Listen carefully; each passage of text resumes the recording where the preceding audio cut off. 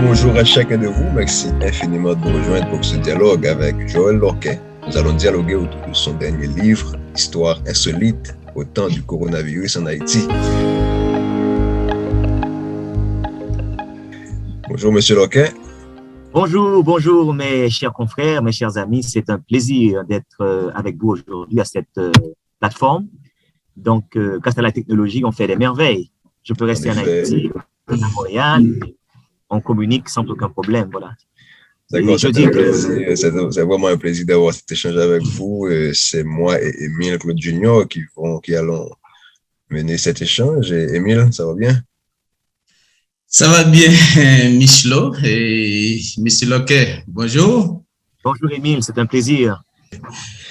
D'accord, donc je rappelle que M. Lorquet est un personnage très connu dans la société haïtienne et vous êtes entrepreneur, PDG de l'imprimerie Médiatexte et vous êtes surtout connu comme artiste, journaliste et écrivain.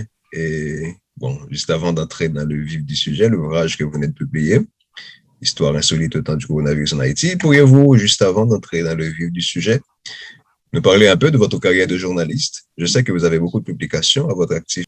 Tout à fait. J'ai commencé très jeune dans le journalisme à l'âge de 16 ans avec un mentor qui s'appelait Carrier-Poultre. Carrier-Poultre, c'est un grand romancier créole. Donc, j'ai commencé avec son journal. C'est mon papa qui m'avait amené le voir.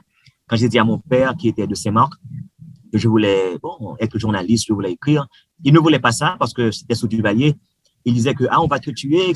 Bon, j'ai insisté. Il m'a dit, OK, je vais t'amener chez un ami. Et il m'a amené chez Carrier-Poultre. Carrier-Poultre, c'était un Saint-Marcois, c'était le premier romancier créolophone haïtien. Et Carrier m'a accepté avec les bras ouverts. Il m'a montré les premiers rudiments du métier. Et j'ai commencé à écrire pour le journal Les Boucans. Un peu plus tard, pour le journal catholique Bonne Nouvelle, un petit peu aussi, on a collaboré. Et c'est comme ça que j'ai fait ma carrière. Et en 85, j'ai pu intégrer la faculté des sciences humaines, mais juste avant, l'année d'avant, j'avais suivi des cours de journalisme à l'Institut français d'Haïti. Donc, en 85, j'ai intégré la FACH.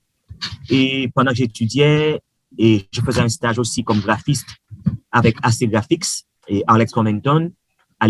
Et à ce moment-là, Dieudonné Fardin a appelé Covington pour lui proposer un travail au journal hebdomadaire le petit samedi soir.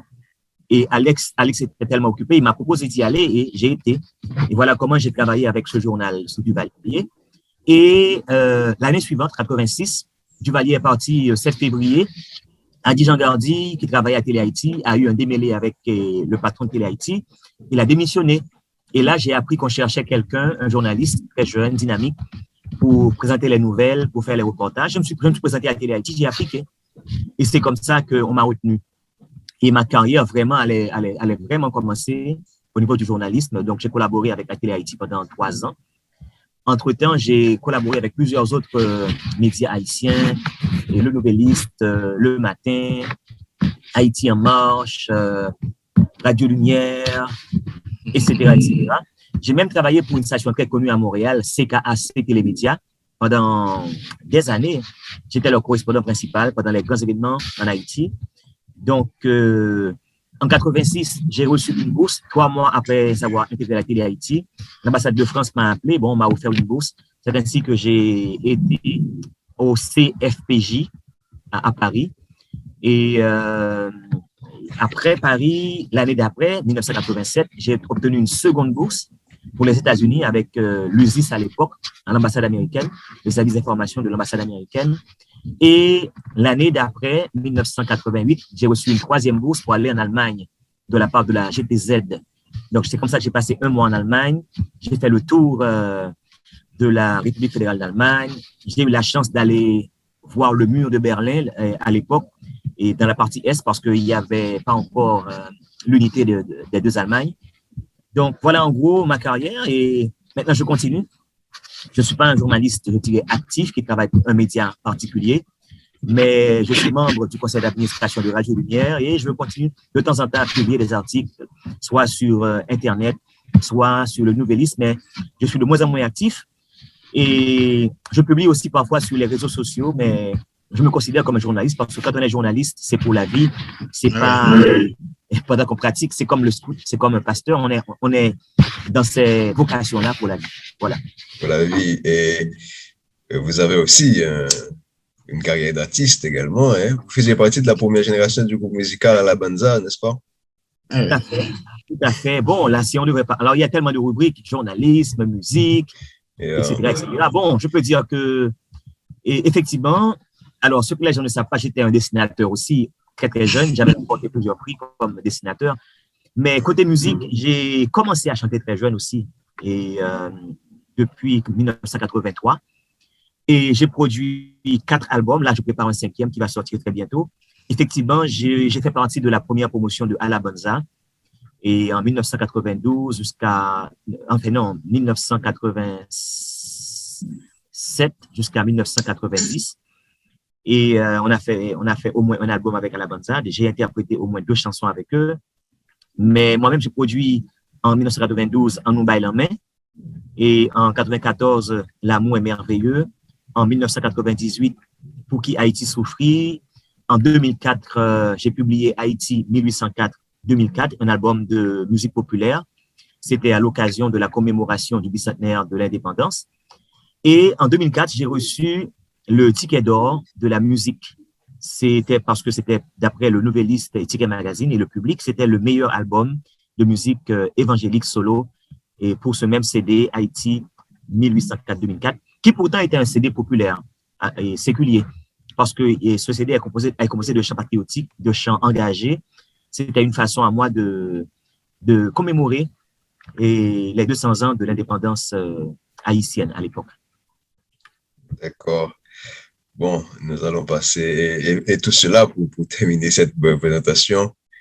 Je me souviens que l'un des premiers mémoires que j'ai lu à la faculté des sciences humaines, c'était votre mémoire sur la télévision par câble en Haïti. Et je crois que ça a été réalisé en 1999 et depuis, vous n'avez pas arrêté d'étudier. Bon, oui, je suis entré à la faculté des sciences humaines en 86. Moi, j'ai passé 5 ans, contrairement aux autres. Et à l'époque, il n'y avait pas de crédit comme aujourd'hui. Il fallait passer 4 ans. Mais pendant que j'étais intégré à la faculté, il y a eu la grève de la FENE, la Fédération des étudiants haïtiens. Et pendant cette grève, c'est à ce moment-là que j'ai trouvé la bourse pour la France, donc j'ai pas perdu l'année. Mais quand je suis revenu, bon, on devait attendre encore la réouverture de la faculté, donc on avait passé 1 an sans rien faire. Donc j'ai passé 5 ans à la faculté et j'ai passé 10 ans avant de finir mon mémoire. Donc, ça n'a pas été facile parce que quand on est occupé, c'est pas quelque chose de facile. Mais j'ai soutenu en décembre 99, justement, et Télé Haïti. Et alors, j'ai fait une sorte de parallèle entre la Télé Haïti et les autres stations de télévision à l'époque pour montrer comment la Télé Haïti avait sa place en tant que télévision par câble et pourquoi, malgré tout, les gens s'étaient intéressés à cette télévision. Et on a découvert dans le mémoire que les gens, justement, voulaient la Télé Haïti, même si la Télé Haïti n'avait aucun programme à contenu local. Il n'y avait rien vraiment d'haïtien. Mais les gens à l'époque, parce que c'était pas comme aujourd'hui, il n'y avait pas 100 stations de télévision, il y avait très peu. Il y avait que la Télé Haïti, la TNH. Et quelques temps après, bon, d'autres stations allaient venir. Mais aujourd'hui, le panorama médiatique est vraiment surchargé en Haïti. Mais à l'époque, il y avait très peu de télé. Et on avait découvert que les abonnés de la Télé Haïti, et c'était vraiment parce que, enfin, ils étaient abonnés à la Télé Haïti parce que Télé Haïti leur donnait une ouverture sur le monde. Une ouverture qu'on n'avait pas. Bon, aujourd'hui, avec un simple téléphone, un smartphone, on a accès à n'importe quelle chaîne à Montréal, en France ou ailleurs. Mais à l'époque, la Télé Haïti, c'est une chaîne câblée, offrait une vingtaine ou une trentaine de chaînes, et toutes étrangères. Bon, il y avait la chaîne 2 qui était considérée comme la chaîne locale, mais dans la chaîne 2, il n'y avait pas vraiment de contenu local que le télépresse que nous faisions, les nouvelles, et puis parfois des nouvelles culturelles, et le Dimanche Magazine que je présentais, le magazine hebdomadaire. Donc, on s'est dit, mais pourquoi les gens, il y avait autant d'abonnés? Eh bien, c'est parce que les gens cherchaient une ouverture internationale. Les gens voulaient s'informer, ils voulaient se cultiver, et la Télé Haïti leur offrait cette barrière sur le monde, cette ouverture internationale, cette ouverture sur le monde. Et vraiment, beaucoup de gens, je me rappelle très bien à l'époque, s'informaient grâce à la Télé Haïti ou encore avec RFI, évidemment. Mais aujourd'hui, le savoir, la connaissance est accessible. Contrairement, il y a 30 ans ou 40 ans, il fallait avoir les radios shortwave, les radios, et enfin, pour capter soit RFI, soit la Voix de l'Amérique, la Voix de l'Allemagne, et Radio Moscou ou autres. Et les intellectuels de l'époque, c'est ce qu'ils faisaient. Mais aujourd'hui, le savoir est accessible. N'importe quel enfant, il va sur Internet, il veut savoir ce que ça veut dire nanotechnologie, boum, et puis il va savoir que ce que c'est. C'est la miniaturisation et des inventions. Bon, et n'importe quel terme, quel concept, eh bien, je pense qu'aujourd'hui, il est facile de faire des recherches. J'ai vu même des gens écrire leur thèse sans forcément se déplacer, sans aller dans une bibliothèque, bien qu'en faisant des recherches sur Internet. C'est une bonne chose. Donc, c'est ce que je voulais enfin savoir. Bien que paradoxalement, c'est durant cette période d'accessibilité de savoir qu'on commence à questionner la qualité de l'éducation, etc. Bon, ça, c'est un autre sujet dont on peut aborder et pour montrer le paradoxe en dépit de la disponibilité des savoirs sous plusieurs formes. Pourtant, la qualité de l'éducation. Oui. Oui, justement, j'allais ajouter, quand j'entends la présentation de M. Loquet, on a l'impression que nous avons devant nous un personnage de 70 à 75 ans. Il est si jeune. Non, je suis né en 64. Professionnel rempli. J'ai 56 ans, voilà, j'ai 56 ans. Bon, je suis père de 3 enfants, marié depuis 89, donc pas si jeune que ça, pas si vieux que ça non plus. Je suis un sportif, je fais mon jogging régulièrement. Oui. Et puis, je suis un homme positif. Je ne me laisse pas abattre par les racontards, par les opinions négatives. Non, je suis un scout. J'ai grandi comme ça, je sais affronter la vie.